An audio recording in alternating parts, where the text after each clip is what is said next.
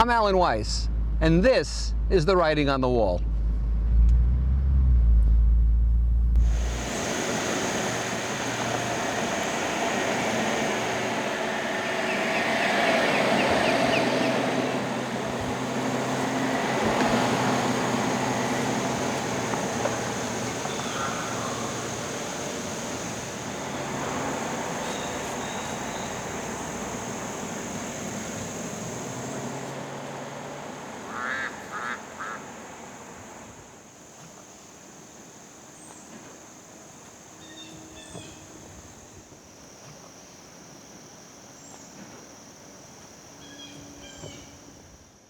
Welcome back to Writing on the Wall. Before I begin, let me suggest that if you want to hang around after the closing roll, I might have a little surprise for you. So this episode is entitled Friends. I don't mean the TV show, but we all need friends, right? But not the same ones. Friends need to evolve. They need to grow and mature just as we do. Marshall Goldsmith and I wrote a book together. Marshall's fond of saying that he's the greatest executive coach in the world, and I am the greatest entrepreneurial coach. I love Marshall Goldsmith. We wrote a book together called Life Storming for John Wiley. And one of the disagreements we had, and there weren't many, he said childhood friends are really important. And I have probably just one or two childhood friends. I outgrew them, our paths diverged, all kinds of things. But he has quite a few childhood friends. And he said, you know, childhood friends are important. I said, yes, but don't we have to acquire new friends as we mature, as we change, as we grow? After all, the title of your book, you know, his very popular book is What Got You Here Won't Get You There. So a lot of people will tell me their spouse is their best friend. And I think that's a cop-out. Sorry. You need people who will push back, people who will tell you the truth, who will mourn with you, who will celebrate you. I prefer an honest critic to a lying friend. We don't need our egos protected, we need to grow. Can sometimes your spouse do that? Yeah, maybe, but not all the time. And you both realize that. Longtime friends can poison you with their poverty mentality. These are the people who never grow. And even though they've made more money, and even though they have more repute, they still have a scarcity mentality. Not only not picking up a check, but not sharing, not providing free coaching, not providing information, not providing a friendly ear. They'll guilt you about your own spending habits if they think, you know, that you are spending too much, if you're not wise enough to save all your money.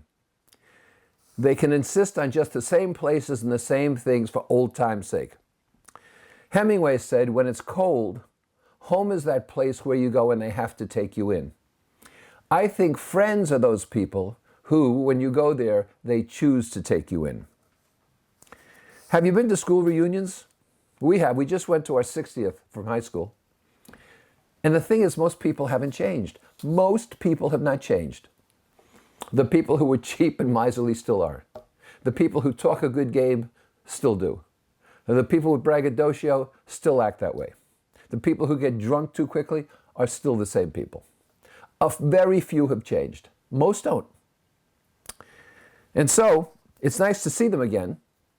They're nice, the reunions, but I don't want to pick up those relationships again. I found the people who worked with me as a coach years ago and then took a hiatus, year or two off, and I met them again, haven't grown substantially. It's not because I'm so great, but it's because I held their feet to the fire. Those who stayed with me all that time, even though maybe not in the same intensity or the same rate, same program, have grown tremendously. So poverty mentalities and self-doubts will always be poverty mentalities and self-doubts unless you have friends who can help you.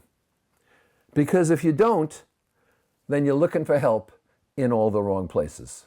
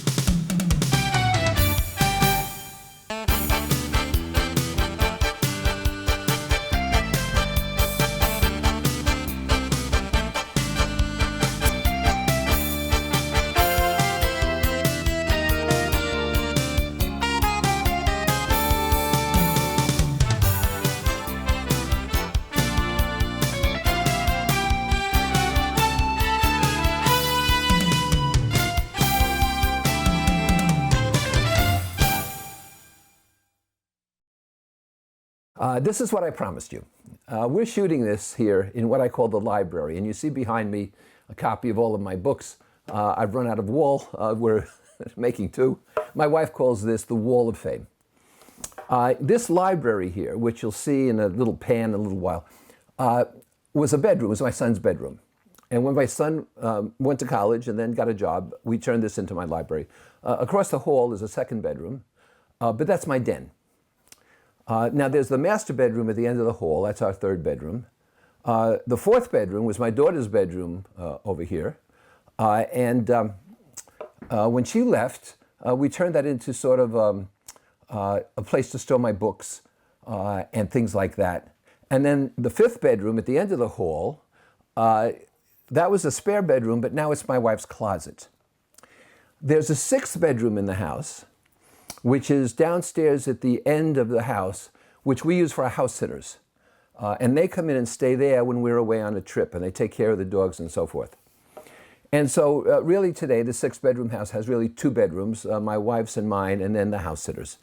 And you might think we've done that for efficiency's sake, but we did it to make sure our kids don't come back to live with us.